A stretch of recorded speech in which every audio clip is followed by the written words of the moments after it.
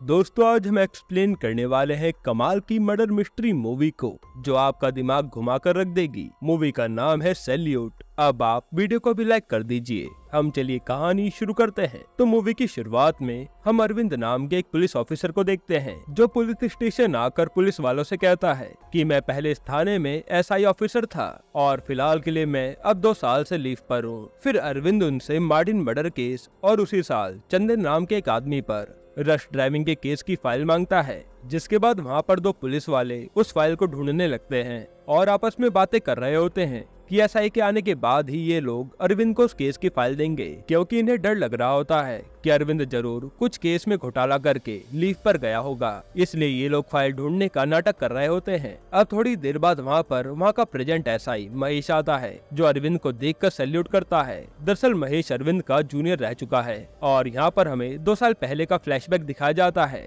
जहाँ अरविंद कांस्टेबल मदन के साथ किसी जंगल में जाता है और झाड़ी के पीछे मदन एक स्क्रू ड्राइवर पर खून लगाकर वहीं रख देता है। दरअसल यहाँ पर अरविंद और कांस्टेबल मदन एक फेक एविडेंस प्लांट कर रहे होते हैं जो मार्टिन मर्डर केस से जुड़ा है। और जब ये लोग यहाँ से जा रहे होते हैं तभी वहाँ उन्हें ऑटो ड्राइवर मुरली देख लेता है। तब अरविंद मुरली को झूठ बोल देता है कि उसका पर्स गिर गया था, इसलिए वो यहाँ पर रुके थे और ये सीन यहीं पर कट होता है। अगले सीन में हम देखते हैं कि डीएसपी अजीत एक चाय वाले से मुरली के बारे में पूछताछ कर रहा है, जहां वो चाय वाला अजीत को बताता है कि मुरली हमेशा की तरह यहाँ आया, ताड़ी पी और अपने घर चला गया।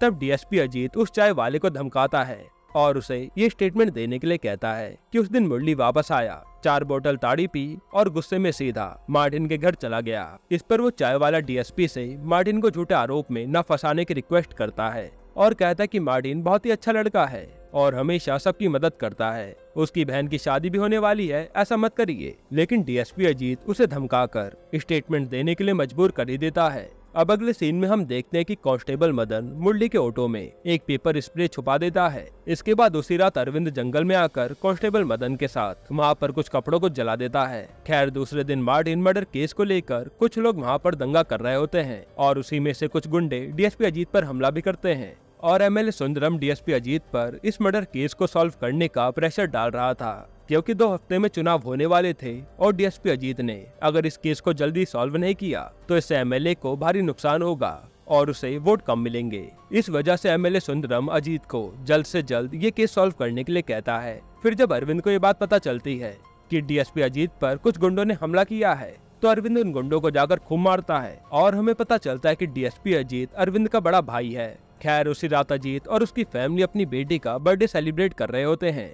वही पार्टी के दौरान अजीत ने अपनी टीम को भी घर बुलाया था, जहां ये लोग मार्टिन के मर्डर केस को डिस्कस कर रहे होते हैं और इन्वेस्टिगेशन के दौरान उन्हें मार्टिन के मर्डर केस का मेन सस्पेक्ट ऑटो ड्राइवर मुरली लगता है। तब अजीत उनमें से एक ऑफिसर को मुरली की चार्जशीट पढ़ने को कहता है और एक पुलिस वाला मुरली की चार्जशीट पढ़ने लगता है, जहाँ इनके अकॉर्डिंग 13 अप्रैल रात 11:30 बजे मुरली उस चाय वाले के पास आता है और वहाँ पर मुरली ने बहुत ज्यादा दारू पी रखी थी। फिर मुरली चाय वाले को बताता है कि मार्टिन ने उसकी बहन की शादी में 75,000 देने का वादा किया था, लेकिन अब जब उसकी बहन की शादी फिक्स हो गई तब मार्टिन पैसा देने से मना कर रहा है, जिसकी वजह से मुरली मार्टिन से बहुत गुस्सा था और उसी रात मुरली नशे में मार्टिन के घर गया और मार्टिन से झगड़ा करने लगा। इसके बाद मुरली ने अपना आपा खो दिया और मार्टिन के गले को पकड़कर दीवार पर जोर से मारा। तब मार्टिन की वाइफ शिवा जोर से चिल्लाई और मुरली ने अपनी जेब से पेपर स्प्रे निकालकर उसके चेहरे पर स्प्रे कर दिया, जिसके बाद मुरली ने मार्टिन पर भी स्प्रे किया और फिर मुरली ने अपने पास से स्क्रू ड्राइवर निकालकर मार्टिन के सीने में भोंक दिया।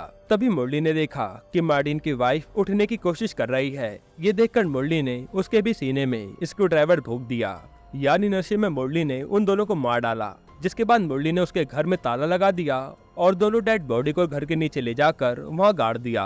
अब उसी जगह बिल्ली मरने की वजह से बहुत बदबू आने के कारण उनकी बॉडी से आ रही गंध का पता नहीं चल पाया, इसलिए डेड बॉडी को ढूंढने में टाइम लग गया और फिर खून करने के 2 दिन बाद मुरली ने अपने कपड़ों को जला दिया। लेकिन मार्टिन मर्डर की इन्वेस्टिगेशन के दौरान उन्हें मुरली के खिलाफ कोई भी ठोस सबूत नहीं मिल पाए। यही सब उस चार्जशीट में लिखा था, लेकिन मार्टिन मर्डर की इन्वेस्टिगेशन के दौरान उन्हें मुरली के खिलाफ कोई भी ठोस सबूत नहीं मिल पाए थे, इसलिए अरविंद को मुरली इनोसेंट लग रहा था। उसे लग रहा था कि ये मर्डर किसी और ने किया है, लेकिन बाकी के पुलिस वालों को यकीन था कि मुरली ने ही मार्टिन को मारा है। अब अरविंद अजीत से कहता है कि हम मुरली पर ही शक क्यों कर रहे हैं, क्योंकि मार्टिन ने कुछ दिन पहले अपने कॉलेज के एक स्टूडेंट को सस्पेंड किया था, इसलिए वो भी तो एक स्ट्रॉन्ग सस्पेक्ट है। अब ये सुनकर अजीत कहता है कि उन्हें पक्के सबूत चाहिए, वही मैटर करता है, और ये बोलकर अजीत वहाँ से चले जाता है। अब इसके बाद अजीत अकेले में अरविंद से बात करने आता है और उससे कहता है कि बाकी के 3 पुलिस वालों को यकीन है कि मर्डर मुरली ने ही किया है, और मुझे भी यही लगता है कि वो ऐसे लोग नहीं हैं जो किसी निर्दोष को फंसाएं। साथ ही अजीत अरविंद को एक स्टोरी बताता है कि जब वो शोलापुर में एसआई था तो किसी ने एक छोटे बच्चे को चाकू मार दिया। उसने मुजरिम को पकड़ लिया था, लेकिन कोर्ट ने उसे छोड़ दिया क्योंकि जिससे खून हुआ पुलिस उस चाकू को कोर्ट में पेश नहीं कर पाई, और इसकी वजह से डीएसपी अजीत को ट्रैफिक में ट्रांसफर कर दिया गया। और उस समय उसके सीनियर ने उसे समझाया था कि अगर वो चाकू नहीं मिले तो कोई और चाकू वहाँ पेश कर दो, एक प्रूफ के तौर पर। लेकिन उसने ऐसा नहीं किया, और इसलिए डीएसपी अजीत ने फैसला किया कि वो किसी क्रिमिनल की वजह से अपना करियर दांव पर नहीं लगाएगा। अब अजीत और उसकी टीम को यकीन था कि मुरली ने ही मार्टिन का मर्डर किया है, इसलिए वो अरविंद को मुरली के खिलाफ फेक एविडेंस क्रिएट करने के लिए कहते हैं। जिसके बाद अरविंद मुरली के घर जाता है और उसे अपने साथ ले आता है। तब ये सब मुरली की बहन देख रही होती है। जिसके बाद अरविंद और उसकी टीम मुरली को मार्टिन के घर लेकर आते हैं और उसे मार पीट कर उसका ब्लड सैंपल एविडेंस के तौर पर मार्टिन के घर पर छोड़ देते हैं। लेकिन अरविंद को ये सब करते हुए सही नहीं लग रहा था। उसका तो यही मानना था कि मुरली इनोसेंट है। और अगले दिन अरविंद और उसकी टीम मुरली को लेकर उसे जंगल में आती है, जहाँ अरविंद और कांस्टेबल मदन ने फेक एविडेंस के तौर पर उस स्क्रू ड्राइवर को रखा था, और वहाँ पर पुलिस को वो स्क्रू ड्राइवर एविडेंस के तौर पर मिल भी जाता है।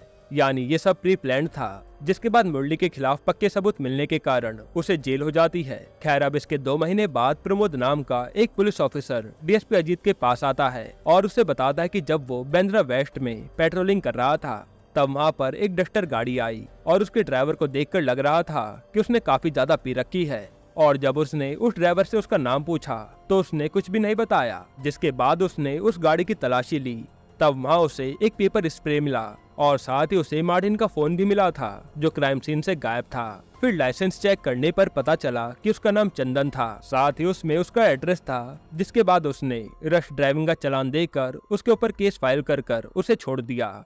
अब ये सुनकर अरविंद प्रमोद पर गुस्सा होता है और कहता है कि उसे कस्टडी में ले लेना चाहिए था क्योंकि वो सस्पेक्ट हो सकता है।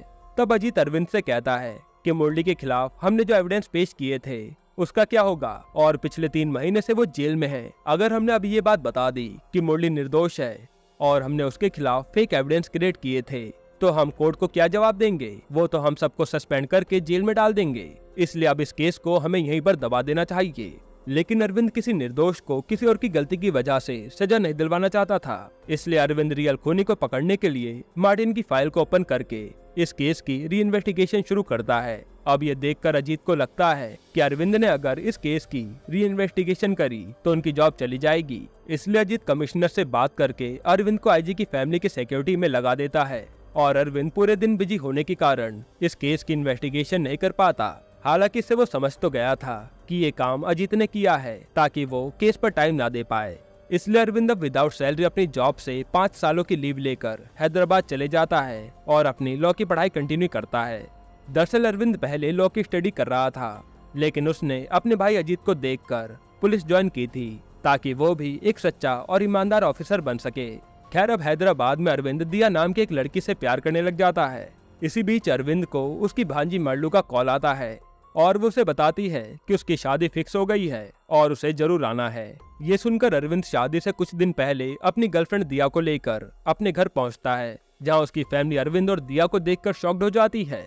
खैर, अब अगले दिन अरविंद और उसकी फैमिली मरलू की शादी के लिए ज्वेलरी शॉपिंग पर जाते हैं। तब अरविंद वहाँ पर मुरली की बहन को देखता है जो वहाँ पर सर्वेंट का काम कर रही होती है। ये देखकर अरविंद को मुरली की बहन पर तरस आता है और वो उसके पास जाता है, जहाँ हमें पता चलता है कि मुरली को उम्र कैद की सजा हुई थी और उसने अपने भाई को बचाने के लिए अपना घर बेचकर केस लड़ा, लेकिन वो फिर भी अपने भाई को बचा नहीं पाई। अब ये सुनकर अरविंद को बहुत बुरा लगता है क्योंकि उन सभी लोगों की वजह से मुरली को उम्र कैद की सजा हो गई और उसकी बहन की जिंदगी बर्बाद हो गई। अब इसके बाद अरविंद सीधा मुरली से मिलने जेल जाता है और वहाँ अरविंद अपनी सफाई देता है कि उसने ये सब जानबूझ के नहीं किया। तब मुरली कहता है कि वो तो बेकसूर था और वो बिना कुछ किए आज 2 साल से जेल की सजा काट रहा है और इसकी भरपाई तुम कभी नहीं कर पाओगे। क्योंकि आज उन सब के कारण उसकी बहन की भी जिंदगी तबाह हो गई। ये बोलकर मुरली वहाँ से चले जाता है और ये सुनकर अरविंद को काफी बुरा लगता है कि उसने ये क्या कर दिया, एक बेगुनाह को सजा दिलवा दी। अब इधर ये बात अजीत को पता चल जाती है कि अरविंद मुरली से मिलने जेल गया था और साथ ही अरविंद जज बालाकृष्ण से अपॉइंटमेंट लेने की कोशिश कर रहा था। ये वही जज थे जिसने मुरली को सजा सुनाई थी। खैर अभी सब जानने के बाद इन लोगों को यकीन हो जाता है कि अरविंद फिर से मार्टिन के केस की री इन्वेस्टिगेशन करने लगा है और अब उनकी जॉब खतरे में है। इसलिए अजीत अरविंद के पीछे अपने 2 पुलिस वाले लगा देता है। अब इसके बाद कहानी प्रेजेंट में आती है, जहां पर अरविंद वो फाइल ढूंढने में अपने जूनियर महेश की हेल्प लेता है। महेश अरविंद के लिए चंदन की फाइल ढूंढ लेता है जो 2 साल पहले रश ड्राइविंग के केस में फंस गया था और साथ ही उसे मार्टिन के केस की भी फाइल मिल जाती है। जिसके बाद महेश वो दोनों फाइल अरविंद को लाकर देता है। तब अरविंद चंदन की पूरी फाइल को चेक करता है और उसकी फोटो अपने फोन में ले लेता है। साथ ही अरविंद महेश से कहता है कि चंदन के फाइल के पेज के डिटेल्स और एड्रेस जज से मिलने से पहले उसे दे दे। जिसके बाद महेश उस चालान को ढूंढता है जिसमें चंदन का एड्रेस लिखा हुआ था जो 2 साल पहले चालान काटते समय प्रमोद ने लिखा था। लेकिन महेश को वो चालान नहीं मिलता। तभी हम देखते हैं कि एक पुलिस वाले के पास वो चालान होता है जिसमें चंदन का एड्रेस था और वो पुलिस वाला चंदन के एड्रेस की फोटो क्लिक करके डीएसपी अजीत के पास भेज देता है और चंदन के चालान को फाड़ देता है जो कि अजीत ने ही कहा था, ताकि अरविंद को एड्रेस कभी ना मिल पाए और वो मार्टिन के केस से दूर रहे। खैर अब अरविंद जब जज से मिलने के लिए थाने से बाहर आता है तब वो देखता है कि उसकी कार को टोल कर लिया गया है। ये देखकर अरविंद समझ जाता है कि ये सब कुछ जो भी हो रहा है वो अजीत ही करवा रहा है। लेकिन इन सब के बाद भी वो जज से मिलता है और उन्हें मुरली के बारे में बताता है कि वो निर्दोष है, मार्टिन और उसकी वाइफ का खूनी कोई और है। तब जज अरविंद से कहते हैं कि उसे प्रूफ करने के लिए कोई ठोस सबूत लाने होंगे। इसके बाद अरविंद अपने घर जाता है। तब मारुल अपने हस्बैंड और अरविंद के साथ फोटो लेती है, वो भी अजीत के फोन में। तभी फोटो देखते समय अरविंद उसमें चंदन के चालान की फोटो देख लेता है जिसमें उसका एड्रेस था। इसके बाद अगले दिन अरविंद चंदन के एड्रेस पर पहुंचता है और अरविंद को वहां के मालिक से पता चलता है कि चंदन कुछ साल पहले किराएदार के तौर पर यहाँ रहता था और वो लोग चंदन को भगवान मानते थे। दरअसल उन लोगों को बच्चा नहीं था। तब चंदन ने उन्हें एक मूर्ति दी थी जिसके बाद उन्हें एक बच्चा हो गया और इन लोगों ने उस मूर्ति के बदले चंदन को 4 लाख रुपए दिए थे।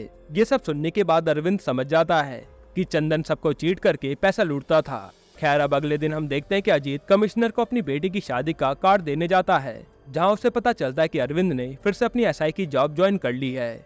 ये सुनते ही अजीत चौंक जाता है। हालांकि इसके बाद अजीत अरविंद को दूसरे डिस्ट्रिक्ट में ट्रांसफर कर देता है ताकि वो बार बार मार्टिन के केस में ना उलझे। अब दूसरे डिस्ट्रिक्ट में जाने से पहले अरविंद एक लड़के को पोस्टर देता है जिसमें लिखा था कि अगर किसी को बच्चा नहीं हो पा रहा तो वो चंदन को कांटेक्ट करे, और अरविंद उस पोस्टर में अपना नंबर डाल देता है। फिर वो उसे हर जगह पोस्टर को चिपकाने के लिए कहता है। अब अगले दिन अरविंद के पास एक औरत आती है और वो अरविंद को बताती है कि उसकी मुलाकात एक आदमी से ऑनलाइन हुई थी और वो उस आदमी से बहुत प्यार करती थी। कुछ ही दिनों में वो शादी भी करने वाले थे, इसलिए जब उस आदमी ने उससे 2 लाख रुपए मांगे तो उसने दे दिए और पैसे देने के बाद उस आदमी का फोन स्विच ऑफ आ रहा है। साथ ही वो औरत अरविंद को इस आदमी का घर भी दिखाती है। अब इसी बीच अरविंद के पास मुजीत नाम के एक आदमी का कॉल आता है जो अरविंद को चंदन समझकर बहुत गालियां दे रहा होता है, क्योंकि चंदन ने मुजीत के साथ भी चीट किया था और उससे 2 लाख रुपए लिए थे।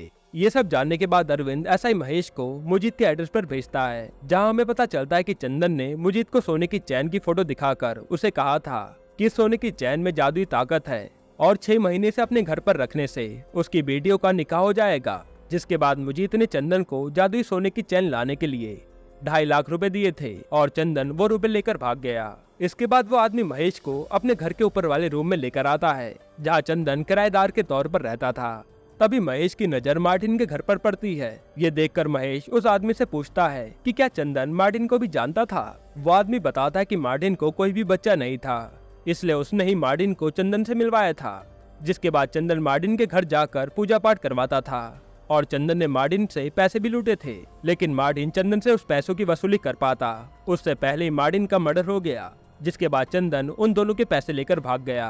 खैर अब रात में अरविंद क्राइम ब्रांच में कॉल करके चंदन का क्राइम बैकग्राउंड पता लगाता है, जहां उसे चंदन का एड्रेस मिल जाता है और साथ ही अरविंद को पता चलता है कि चंदन 2 दिन बाद दुबई जाने वाला है। अब ये जानने के बाद अरविंद अगले ही दिन चंदन के एड्रेस पर पहुंचता है, जहां अरविंद को पता चलता है कि ये तो वो चंदन है ही नहीं जिसे वो ढूंढ रहा है। वो आदमी अरविंद को बताता है कि कोई और आदमी उसका नाम और एड्रेस का फायदा उठाकर क्राइम कर रहा था और इसी वजह से वो दुबई जा रहा है, क्योंकि सबको यही लगता है कि उसने मर्डर और फ्रॉड किए हैं, जिसकी वजह से उसके खिलाफ कई सारे केसेस भी फाइल हुए हैं जो उसने नहीं बल्कि उस किलर ने किए हैं, जो उसका नाम यूज कर रहा था। अब इसी बीच अरविंद को कॉल आता है जहाँ उसे पता चलता है कि मदन की हार्ट अटैक से डेथ हो गई है।